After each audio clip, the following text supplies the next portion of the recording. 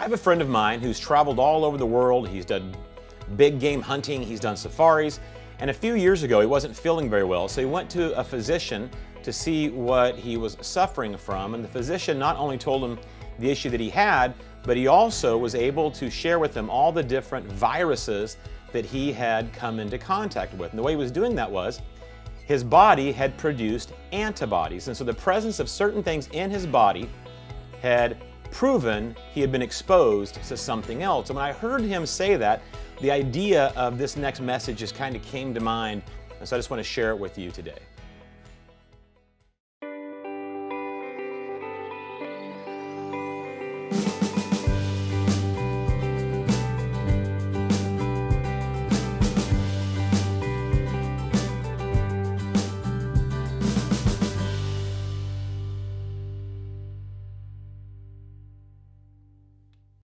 So I'm getting older, which is a good thing, but I'm having to watch my health a lot more than I've ever been focused on. In fact, there are some tests that I have in my near future. A couple of them I put off, and the good news is one of the most invasive tests that I'm supposed to get was actually postponed because it's non-essential, and I'm okay with that. It's fairly invasive. And so I've actually told a story not too long ago about a friend of mine who also had to undergo a stress test. And he underwent this stress test. They put him on a treadmill because he was having issues with his heart. And they put him in a difficult circumstance by speeding up the treadmill, by increasing the angle to gauge how his heart would respond. And by checking its response, they could make an accurate judgment on the health of his heart. And that's what we're going to do today. We're going to do a test on our hearts. And I have to tell you, that just like the test that I put off, that's very invasive, in its own way, this one is going to be very invasive also. In fact, some of the most important tests we'll ever undergo in our life are invasive and uncomfortable, but they reveal things about us which have the potential to kill us. And so we just fully commit to the test. Doing these tests, as invasive, as uncomfortable as they are, we know that, man, we could die if we don't know what we're up against. And so it's the same with this one. The issue we're going to be testing for today, it has the ability to kill you, to destroy you in this life and possibly in the next. And so I need everybody out there, wherever you're at, I just need you to fully commit to this test. You see, the body produces antibodies when it's been exposed to some virus. So you can tell by looking at the presence of one thing what the body has been exposed to. And so today, we're going to be looking at, well, our hearts for the presence of love, which means the presence of God. It means we've been exposed in a very real fashion to God if it's produced love within our hearts. And the instrument we'll be using to measure these things today are our relationships. And that seems like a great idea, and it's not very uncomfortable, except that it's way too dull of an instrument. You see, for me just to say, let's look at our relationships in general, well, it's too blunt, it's too dull of a tool. I need a sharper instrument. We need a sharper instrument to gauge our heart's true condition. And so here's what I want you to consider right now, wherever you are. I want you to consider the worst relationship you have in your life. I told you, it's going to be uncomfortable, but I need to commit to this thing. It's going to be a little invasive, but it's powerful. It's important. So I want you to consider the relationship where you nurse a grudge.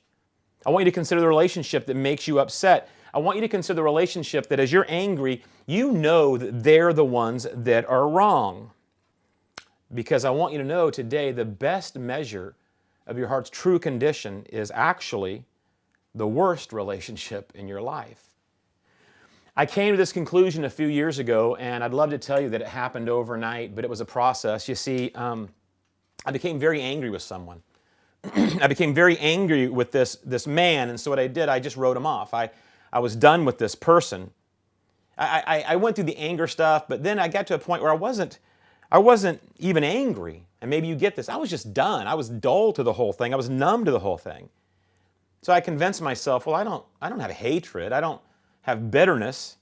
But as time went by, I never experienced peace in that relationship.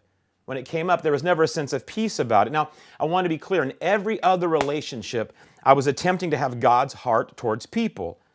And I convinced myself that being not angry toward this person was good enough.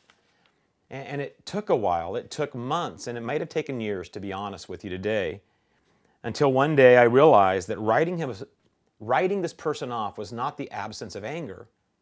It was the absence of love. And the absence of love in that relationship was a truer reflection of my heart's actual health than all the great relationships that I wanted to focus on. It's like when you go to get your heart checked at a doctor, a cardiologist. It would be like, you have an issue. You have this thing. When you focus on your heart, the palpitation, the rhythm, it bothers you. You have these issues.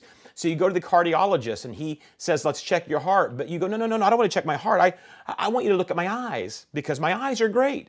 No, we're going to look at your heart. No, I want you to look at my reflexes. They're great. The great physician says, no. As uncomfortable as it is, the great physician, Jesus, he says, we're going to test your heart because your heart's health, as I said a moment ago, it can actually destroy you. I'll be doing a lot of verses in this, and the first thing I want to look at is 1 John 4, 7 through 8. Beloved, let us love one another, for love is from God, and everyone who loves is born of God and knows God. The one who does not love does not know God, for God is love. You see, if God is present in your heart, you're going to develop a symptom. Just like anything else, if you have the presence, and I know in this season with the coronavirus and it's 2020 and there's all this stuff, I've withstood the temptation to talk about we're going to have better vision in 2020. I've withstood the temptation to talk about the real virus is sin. But the truth of it is, testing, man, this idea that you have symptoms, it's universal and it fits any season. And it's true, the Bible says, that if God is present in your heart, you will develop a symptom, love. And that symptom will be evident in your relationships. To put it very clearly, if God is present within us, He will be present in our relationships. I want to look at Matthew 22, verses 36 through 40. Somebody asked him, Teacher, which is the great commandment in the law? And Jesus said to him, You shall love the Lord your God with all your heart, and with all your soul, and with all your mind. This is the great and foremost commandment. The second is like it. You shall love your neighbor as yourself. On these two commandments depends the whole law and all the prophets. Jesus was saying that everything hinges on what? This relationship with God. The first thing, if you have that, the rest will flow from it. We love Him because He first loved us. It says in 1 John 4:19, by this the love of God was manifested in us, that God has sent His only begotten Son into the world so that we might live through Him. Everything hinges on this. If He's present in our lives, it'll be present in our relationships. And so because of this first one, my love for God, this commandment, you shall love the Lord your God with all your being, because of what He did for me, it's natural to do the second. It's natural because when I understand the struggles I have, well, I see within other people's struggles and failings, the overwhelming grace of God in my own life, and it's poured out so freely to me, and I didn't deserve it. And when I consider that, I realize my own brokenness as I see it in other people. How then can I feel superior? How can I feel better than them? Because the memory of my own failings magnify God's grace in my life. And so I've come to weep for people's pain. This knowledge of the grace I so desperately need. I pray for their restoration. We talked last week about praying for people. You see, if you have the first, if you love God with your whole being, you're going to have the second, and that's what we're testing for, the presence of God in your life. But if you don't have the second, you don't have the first. I said this was going to be uncomfortable today. If you don't love people, you need to go back and check. Do you really, truly love God with your whole being? 1 John 4, 20 through 21 says, if someone says, I love God and hates his brother, he is a liar. For the one who does not love his brother whom he has seen cannot love God whom he has not seen. And this commandment we have from Him, that the one who loves God should also love his brother. And that's the question. Do we have God's heart. And you may say, well, like I said, I don't hate this person. See, love is active. Love is dynamic. Love is purposeful. And as I discovered in this relationship I had, the absence of hate, it doesn't mean I have love. It's the absence of love when I just am apathetic. Do we have God's heart in all of our relationships? 1 John 4:16, he says this, if we are truly abiding in God and He is in us, then our relationships should be marked by love. And relationships marked by love are marked by certain things. And so again, I want to be helpful.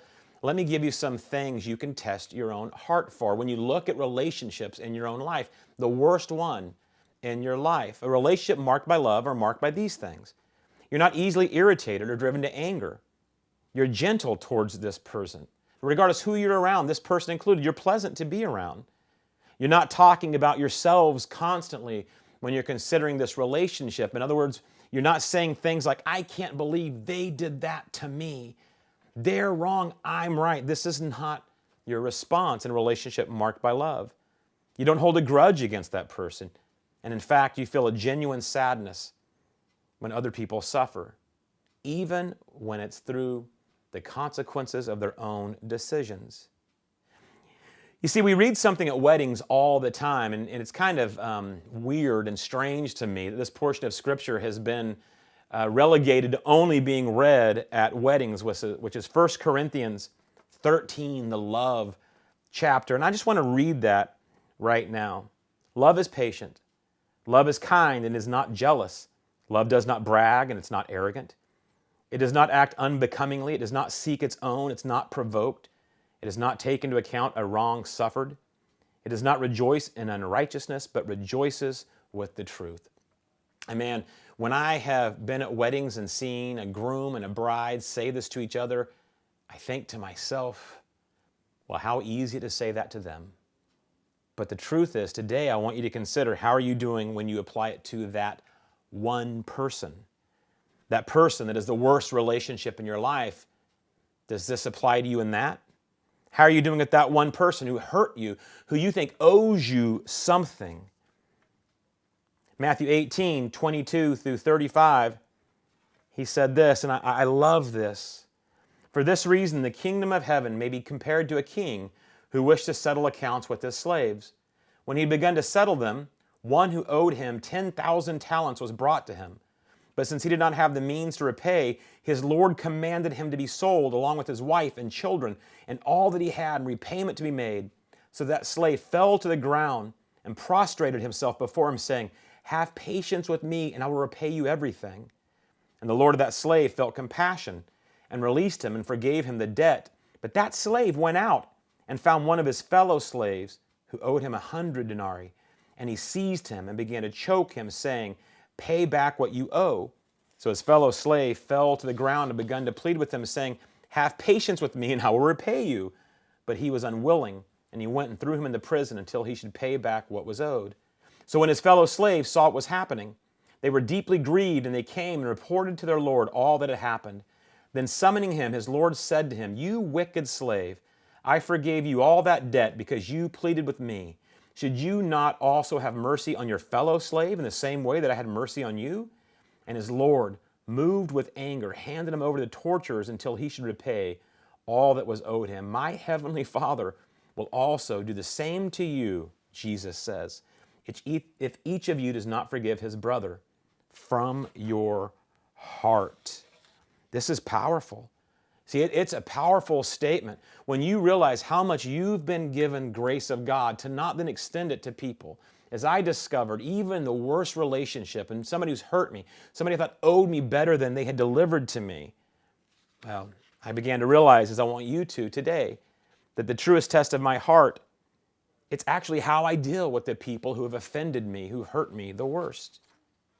I want to talk about this unique relationship between King David and Saul in the Old Testament. King David was anointed as a teenager by Samuel to be the next king of Israel after Saul was gone from that role.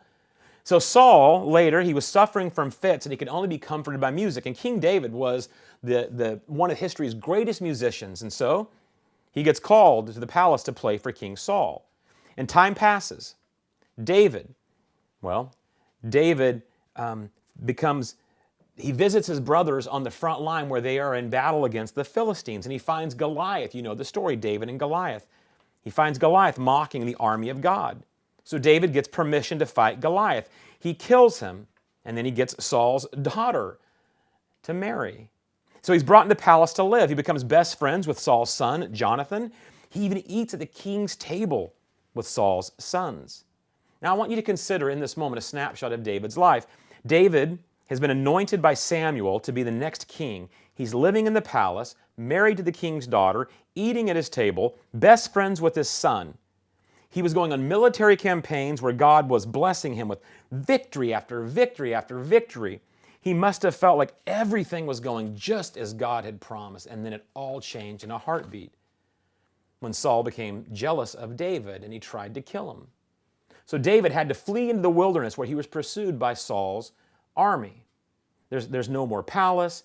There's no more banquet. His wife had been given to another man until the day arrives when he has an opportunity to kill Saul, the man who was trying to kill him. The man who was actually, if David wanted to consider it, preventing God's blessings, the ones that had been promised him, to flow down to David when Saul has to go to the bathroom. So he enters into a cave for privacy, but what he doesn't know is it's the one where David and his men are hiding. So Saul is very vulnerable in this position of going to the restroom, and all of David's friends say this is the time to do it. This is the time that he would have been justified. In fact, he was even told by his friends, this is why God made Saul go in the cave to go to the bathroom, so you could kill him and get all the stuff you had been promised. But David, he didn't do it. He refused to. And why? Why wouldn't he do it? For a number of reasons, and let me just go over a couple of them that are very biblical, and then I give you the one it hits with me. I agree with the biblical, I get it, but I also have a personal approach to this. Saul was anointed by God. His leadership was God's decision, not David's. Because he trusted God to fulfill the promise despite Saul's actions, he said, well, I think God can work through anything, and I'll trust him in his timing. But I also think there's a very real reason that he didn't kill Saul. And I think it's this one too. Man, is that really how he wanted to be remembered? Did he want to be remembered as the guy who killed the king while the king went to the restroom? What a mighty warrior you are, David, even if the offense was real. And I say that to you today to continue to go back to this theme that I've developed in my life as I've gotten older. Did David want his story to be that of the offended party, or as the man who trusted God to write the story he promised? You see, I think about this all the time as I've gotten older, as these tests come my way. The tests I find are not the invasive tests delivered by the physician, but the tests of life, which say, how do you want to be remembered in your actions and your responses? How do you want your children to remember you? How do you want your community to remember you? How do you want to be spoken of when you're gone? You see, I want you to understand this, and this is something you need to hear and write it somewhere. Write this down, put it somewhere. Life is hard. People are difficult, but how you respond is your choice, not their fault. Life is hard. People are difficult, but how you respond is your choice, not their fault. Why? Because as a believer, God has given us freedom. Freedom. Nursing a hurt slowly changes us as we begin to define ourselves by the wrongs which have been perpetrated against us and not the freedom purchased for us, which we talked about the last 2 weeks through Good Friday, through Easter, through the next message. The last 30 messages have all focused on everything changed with the freedom that God, which Christ purchased for us. And nursing a hurt slowly changes us as we begin to define ourselves by the wrongs perpetrated against us and not the freedom purchased for us. And is that how you want your story to end? Is that how you want to be remembered? As the offended party, the bitter party? Now, some of you are going to say, as I did, man, Don, whoa, it's just one relationship. It's just one relationship. Well, I want you to understand today what I have come to understand.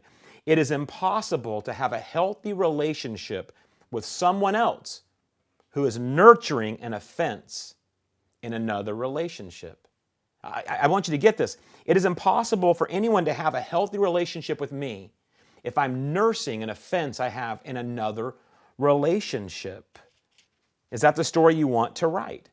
With your spouse, with your kids, with your God? You see, I can prove my point. Some of your parents had nothing against you. They loved you, but they were so embittered toward perhaps their parents that it impacted the health of your relationship with them. They weren't angry towards you, but their anger toward another parent that they had, perhaps when even dead, prevented them from entering fully into the relationship with you. Because it may be just one relationship, but it is impossible to have a healthy relationship with someone if they continue to nurse an offense in another relationship. I'm pretty much done with this, but I have one thing I want to read to you from Hebrews, which is this. See to it, Hebrews 12:15, that no one comes short of the grace of God, that no root of bitterness springing up causes trouble, and by it many be defiled. I come from Mississippi, right? I was born in Mississippi, and when I go down there, as you travel along the highways and the byways of the South, what you are going to see is this beautiful vine that creates these wonderful sculptures all over everything. And what you will find out is that vine is called kudzu. And kudzu actually in the South, when it was introduced to contain soil erosion, it was brought over from the Orient. And the plan was it would grow and it would prevent soil erosion, but it took over everything. It enveloped houses, it enveloped cars, it enveloped buildings. It took over everything, and everything that it took over was cut off from the light. And cut off from the light, it died. You see, this seed of bitterness that you think, that I thought I can keep in one pot, and I can put it on my windowsill, and it will just stay there. In that one relationship, it won't. It'll spill over. It'll grow. It'll grow over my home where my children are. It'll grow into my community with the people I meet, and it has the potential to kill all of these relationships that I find joy. So today, I want to ask you a very simple question. When you consider the worst relationship in your heart, you need to understand that kudzu grew and grew because the soil of the South was perfect for it to grow. In this relationship, I hope that's come to your mind today, the worst relationship you have, I would ask, is your heart in this relationship fertile soil for the seed of bitterness to spring up, cause trouble, and by many in your life, the ones you love, to be defiled? Corrie ten Boom is a survivor of the Holocaust, and I'll leave you with this thought. She said, forgiveness is to set a prisoner free, and then to realize that the prisoner was you.